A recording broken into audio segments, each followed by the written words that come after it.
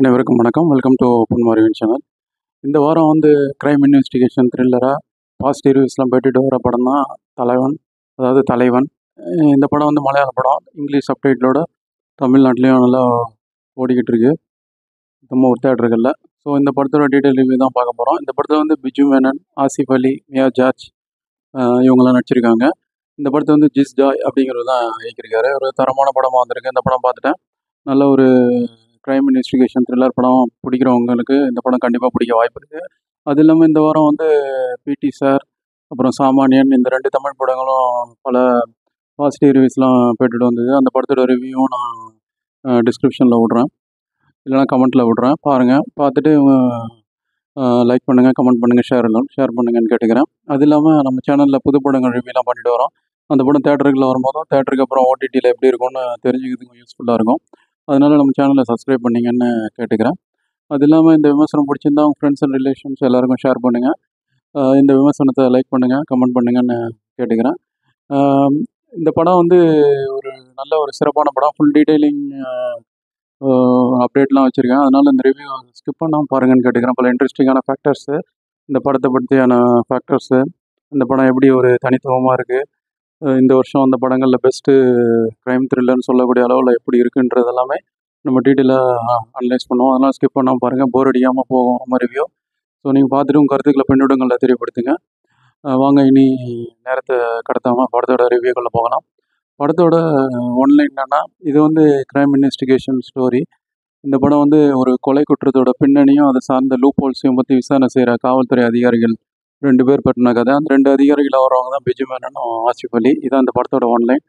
படத்தோட detail review என்னென்னா, பிஜு மேனன் ஒரு ஸ்ட்ரெயிட் ஃபார்வர்டான சர்க்கிள் இன்ஸ்பெக்டரு. அவர் கேரளாவில் ஒரு ஸ்டேஷனில் ஒர்க் பண்ணிக்கிட்டு இருக்காரு. அந்த ஸ்டேஷனுக்கு 4 தடவை 1.5 வருஷத்தில் 4 தடவை ஒரு ட்ரான்ஸ்ஃபர் வாங்கிட்டு, கோபத்தால் ட்ரான்ஸ்ஃபர் வாங்கிட்டு, சண்டை போட்டு ட்ரான்ஸ்ஃபர் வாங்கிட்டு வர எஸ்ஐயாக ஜாயின் பண்ணுறாரு ஆசிஃப் அலி. இப்போ இவங்க 2 பேருமே ஒரே மாதிரியான கேரக்டர், ஸ்ட்ரெயிட் ஃபார்வர்டு ப்ளஸ் முன்கோபம் இருக்க கேரக்டர். இவங்களுக்குள்ள ஒரு ஈகோ வெடிக்கும் ரொம்ப அளவுக்கு போகுது பிரச்சனை. இந்த மாதிரி போய்கிட்டு இருக்கும்போது பிஜு மேனனோட ஒய்ஃபு, அதாவது இன்ஸ்பெக்டராக இருக்க பிஜு மேனனோட ஒய்ஃப் மியா ஜார்ஜை ஒரு மர்ம நபர் வெட்டிடுறாரு. அப்படி அந்த மாதிரி கேஸ் போய்கிட்டு இருக்கு. அந்த கேஸை தொட்டு இன்வெஸ்டிகேஷன் பண்ணிக்கிட்டு இருக்கும்போது இந்த பிஜு மேனன் வீட்டு மாடியிலே அந்த பிஜு மேனனோட ஒய்ஃபை வெட்டினவரோட ஒய்ஃப் டெட் பாடியாக மூட்டையில் கட்டி கிடக்குறாங்க. ஸோ இது இவர் தான் பர்சனல் வெஞ்சன்ஸை வச்சு மோட்டிவ் வச்சு பண்ணியிருக்காருன்னு சொல்லி போலீஸ் டிபார்ட்மெண்ட்டில் ஒரு முடிவு எடுத்துகிட்டு பிஜு மேனனை கைது பண்ணிடுறாங்க. இப்போ அவருக்கு அடுத்த கேட்டகரியில் இருக்கிற எஸ்ஐயாக இருக்கிற ஆசிஃப் அலி, அவருக்கு ஃபுல் பவரும் கொடுத்துட்றாங்க. அது இல்லாமல் ஆசிஃப் அலியோட மாமா ரிலேஷன் ஒரு பெரிய ஒரு அமைச்சராக இருக்கார். அவர் இன்ஃப்ளூயன்ஸ் யூஸ் பண்ணி இந்த கேஸ் ஃபுல்லாகவே ஹேண்டில் பண்ண வைக்கிறாங்க. அவர் டெப்டி சூப்பரண்ட்டை வர அந்த திலீஷ் போத்தனையும் மீறி ஓவர் கம் பண்ணி இவர் அந்த கேஸ் அட்டன் பண்ணுறாரு. இதில் திலீஷ் போத்தனுக்கு கொஞ்சம் கடுப்பு தான். அவர் வேண்ட வெறுப்பாக இந்த கேஸை ஆசிஃப் அலிக்கிட்ட ஒப்படைக்கிறாரு. அது இல்லாமல் ஏற்கனவே பிஜு மேனனுக்கும் ஆசிஃப் அலிக்கும் ஒரு கேஸ் விஷயத்தில் ஒரு பிரச்சனை இருக்கும், முன்னாடியே அது படத்தில் சித்து வச்சுருப்பாங்க. ஸோ இப்படியான ஈகோ கிளாஷ் இருக்கும்போது இந்த ஒரு கேஸும் ஒரு கைக்கு வருது. ஸோ இப்போ அவர் தான் அந்த முடிவு எடுக்கணும். அந்த கேஸில் பிஜு மேனன் குற்றவாளியா இல்லையா, குற்றவாளி ஆக்கப்படக்கூடிய சூழ்நிலைகள், அதற்கான ஒரு வாய்ப்புகள்லாம் ஆசிஃப் அலி கைக்கு வருது. ஸோ ஆசிஃப் அலி ஏற்கனவே சொன்ன மாதிரி ஸ்ட்ரெயிட் ஃபார்வர்டு. அவர் என்ன மாதிரியான ஸ்டாண்ட் எடுப்பார், அவர் ஈகோ முன்ன வைப்பாரா, இல்லைனா அந்த ஒரு நீதி நேர்மை காப்பாற்றணும்னு இறங்குவாரா அப்படிங்கிறத ஒரு எதிர்பாராத ட்விஸ்ட் அண்ட் டர்ன்ஸோட ஒரு என்கேஜிங்காக சொல்லியிருக்கிற ஸ்க்ரீன் பிளே நிறைஞ்சது தான் பேலன்ஸான மிச்ச கதை, அப்புறம் கிளைமேக்ஸு எல்லாமே. இந்த படத்தோட ப்ளஸ் மைனஸ் இனி பார்க்கலாம். ப்ளஸ்ன்னு பார்த்தா ஏற்கனவே காலங்காலமாக சொல்லிக்கிட்டு வர்றது தான். எப்போ ஒரு கதைகள் நல்லா பண்ணிட்டீங்க, அதுக்கு ஏற்ற திரைக்கதையும் அமைச்சிட்டீங்க அப்படின்னாலே அது கண்டிப்பாக ஒரு சிறப்பான படமாக அமையும். ஏன்னா அது வேறு வேறு டிபார்ட்மெண்ட்ஸு, அதுக்கு தனி கவனம் செலுத்தினா தான் படம் நல்லா வரும்.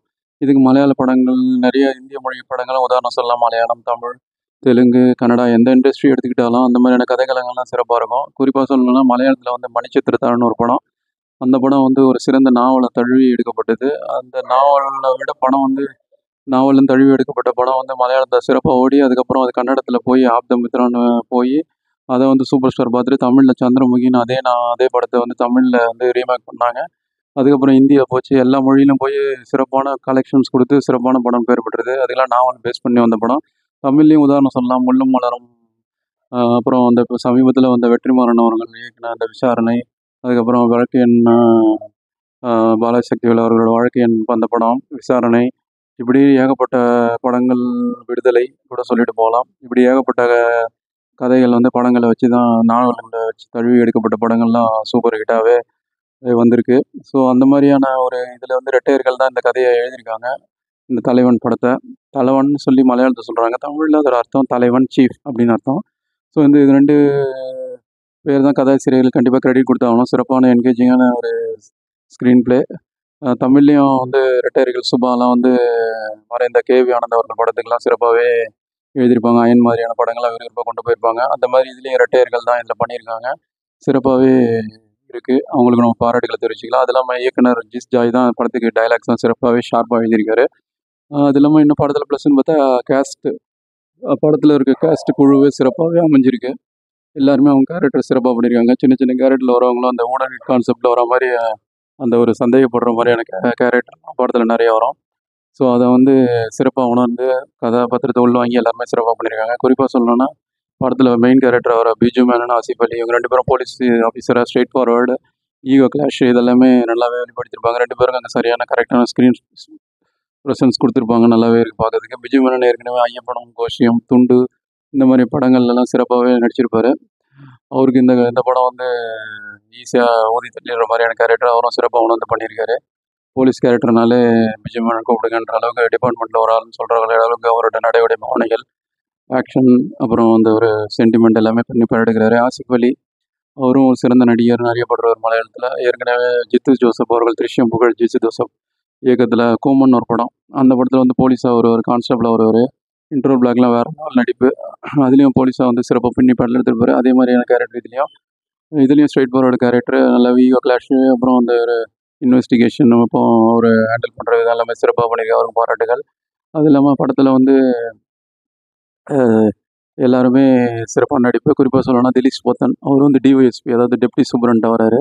நல்ல ஒரு அனுபவம் வாய்ந்த ஒரு இயக்குனராகவும் இருக்கிறதால நல்ல ஒரு நடிப்பை வெளிப்படுத்தியிருக்காரு திலீஷ் போத்தன். அவர் வந்து டிஒஎஸ்பியாக இருந்து ஒரு நல்லவராக கெட்டவரான்னு ஜட்ஜ் பண்ண முடியாத அளவுக்கு ஸ்டார்டிங்லேருந்து எண்டு வரைக்கும் போவோம். அது இல்லாமல் அவரை வச்சு தான் கதைகளுமே நரேட் பண்ணுற மாதிரி வரும். பாருங்கள், இன்ட்ரெஸ்டிங்காக சொல்லியிருப்பாங்க. அதுவே நல்ல ஒரு சிறப்பாக இருக்குது. அது இல்லாமல் படத்தில் மியா ஜார்ஜ், அனுஸ்ரீ, அப்புறம் முக்கியமான கேரக்டரில் சின்ன ரோலாக இருந்தால் நான் சிறப்பாக பண்ணியிருக்காரு ஜாஃபர் இடிக்கி, இப்படின்னு எல்லா கேரக்டரில் வரவங்க சிறப்பாக பண்ணியிருக்காங்க. அது இல்லாமல் ஃபஸ்ட் ஹாஃப் வந்து யூகிக்க முடியாத நல்ல ட்விஸ்ட் அண்ட் டர்ன்ஸ் நிறைஞ்சு என்கேஜிங்காகவே இருக்குது. மியூசிக்கு வந்து படத்துக்கு தேவையான அந்த ஹைப்பை கூட்டுது. கேமரா வந்து டெக்னிக்கலி சவுண்டாக இருக்குது. அந்த கேரளாவோட லேண்ட்ஸ்கேப்பு, அப்புறம் அந்த ஒரு நைட் எஃபெக்ட்ஸு, அப்புறம் அந்த வைட் ஆங்கிள் ஷாட்ஸ் எல்லாமே சிறப்பாக இருக்குது. ஏன்னா இது ஒரு இன்வெஸ்டிகேஷன் த்ரில்லர், அதுக்கேற்றான க்ரைம் சப்ஜெக்ட் வந்து சிறப்பாகவே காட்சிப்படுத்தியிருக்காரு. அந்த லைட்டிங் எல்லாமே சிறப்பாக இருக்குது. கேமராமேனுக்கு பாராட்டுகள். படம் ஆக ஆக மைனஸாக இல்லைனா சில விஷயங்கள் இருக்குது. அது என்னென்னா செகண்ட் ஆஃப் இன்வெஸ்டிகேஷனில் வந்து கொஞ்சம் குழப்பமாகுது. ஹிட் இட் கான்செப்ட் மாதிரி வரதால் எல்லாருமே பல கேரக்டரில் வந்து திணிச்சு ஒரு நேர்கோட்டில் போகிற கதையை அங்கங்கே கொஞ்சம் சுத்தலில் விட்ட மாதிரி அதிகப்படுத்தின மாதிரி இருக்குது. ஒரு 20 நிமிஷம் ட்ரிம் பண்ணலாம் செகண்ட் ஹாஃப்லன்னு சொல்கிறக்கூடிய அளவில் இருக்குது. ஃபஸ்ட் ஹாஃப் அளவுக்கு செகண்ட் ஹாஃப் கொண்டு போயிருந்தால் இன்னும் சிறப்பான படம் சொல்லிடுறேன். இப்போதைக்கு நல்ல படம் தான். அது இல்லாமல் ஜெயிலில் இருக்கிற அந்த இன்ஸ்பெக்டரோட ஒய்ஃபை வெட்டினவர் வந்து அவர் வந்து நல்லா விசாரிச்சிருந்தாலே பாதி முடிச்செல்லாம் விழுந்திருக்கும். அவர் வந்து திரும்ப வந்து ரிமாண்டில் எடுத்து விசாரித்து அவர் வந்து கவனிக்கிற விதத்தில் கவனிச்சிருந்தாலே அவர் உண்மையெல்லாம் சொல்லியிருப்பார். இதான படம் பாதியிலே முடிஞ்சிருக்கும். சினிமாட்டிக் லிபர்ட்டி எடுத்து படத்தை கிளைமேக்ஸ் வரைக்கும் கொண்டு போயிட்டாங்களோ அப்படின்னு என்ன அளவில் தோணுது. அது இல்லாமல் படத்தில் வந்து இன்ஸ்பெக்டர் அவரை இந்த பிஜு மேனன் வீட்டு மாடியில் தான் ஒரு பாடி கண்டெடுத்திருப்பாங்க. அந்த படம் கண்டெடுத்த ஒரு வாரம் ஒரு வாரம் ஒரு 15 நாள்லேயே திரும்ப அந்த வீட்டுக்குள்ளே அவர் போகிற மாதிரி காமிச்சிருப்பாங்க. நார்மலாக வந்து இந்த மாதிரி குற்றம் நடந்த வீடெல்லாம் வந்து லாக் பண்ணிவிடுவாங்க. அது கேஸ் முடிகிற வரைக்கும், அல்லது ஒரு முடிவு வர வரைக்கும், தீர்ப்பு சொல்கிற வரைக்கும், கோர்ட்லேருந்து நோ அப்ஜெக்ஷன் சொல்கிற வரைக்கும் அந்த வீட்டை வந்து லாக் பண்ணிவிடுவாங்க. ஆனால் பிஜு மேனன் அந்த வீட்டில் போய் தங்குற மாதிரியான கதைகளும் வருது. அது இல்லாமல் அந்த வீட்டுக்கு ஒரு ப்ரொடெக்ஷனே இல்லை அப்படிங்கிற மாதிரி கதைகளும் போகுது. ஒரு போலீஸ் ப்ரொடெக்ஷனாவது டியூட்டியில் போட்டிருக்க மாதிரி காமிச்சிருந்தா கதைக்கு நம்பகத்தன்மைக்கு இன்னும் வளம் சேர்த்திருக்கும். அது கொஞ்சம் கவனிச்சிருக்காங்க, தவறிக்கலாம். அதில் சின்ன சின்ன லாஜிக் மிஸ்டேக் என்னால் பார்க்கப்படுது. மற்றபடி இதுக்கு படத்தோட கதை ஓட்டத்தை எந்த அளவுலையும் பாதிக்கலை.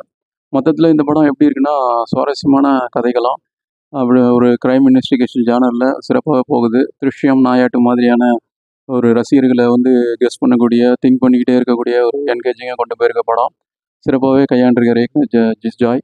அவருக்கு பாராட்டுகள் தெரிவிச்சுக்கலாம். படத்தில் எல்லா கேரக்டரும் சிறப்பாக இருக்குது. மொத்த குழுவினருக்கும் பாராட்டுகள். இந்த படம் வந்து திரும்ப வந்து ஒரு மலையாளத்தில் இன்னொரு ஹிட் பார்சல் அப்படின்னு சொல்லக்கூடிய ஒரு பிளாக் பஸ்டர் ஹிட்டாக கண்டிப்பாக அந்த படம் பாசிட்டிவ் ரிவ்யூஸ் பெற்றுட்டு வருது. கலெக்ஷன் வைஸும் நல்ல ஒரு சிறப்பான ஒரு இடத்த பெற்றிருக்கு. இந்த படம் இனி 2 நாள்ல கேரளா நல்ல வசூல். அடுத்த மஞ்சுமல் பாய்ஸ் மாதிரியான கலெக்ஷன் பெறக்கூடிய அளவுக்கு சிறப்பான ஒரு பாசிட்டிவ் ரிவ்யூஸ், நல்ல ஒரு விமர்சனங்கள், அப்புறம் ரிப்போர்ட்ஸ்லாம் வந்துகிட்டு இருக்குன்னு வலைதளங்கள்லாம் வருது. ஸோ நல்ல விஷயமா பார்க்கப்படுது. இன்னொரு ஹிட்டு கொடுத்துருக்காங்க மலையாள இண்டஸ்ட்ரியில்.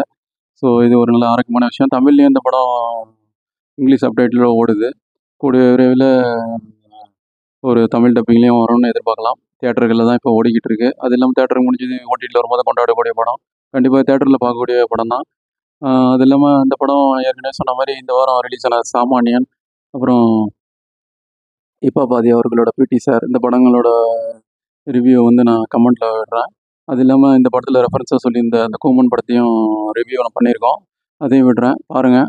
பார்த்துட்டு உங்கள் கருத்துக்களை தெரியப்படுத்துங்க. இதான் இந்த படத்தோட விமர்சனம். இந்த விமர்சனம் பிடிச்சிருந்தா ஃப்ரெண்ட்ஸ் அண்ட் ரிலேஷன் எல்லாருக்கும் ஷேர் பண்ணுங்கள். நம்ம சேனலை சப்ஸ்கிரைப் பண்ணுங்கள். வேறு ஒரு திரை விமர்சனம் முன்னாடி சந்திப்போம். அதுவரை நன்றி, வணக்கம்.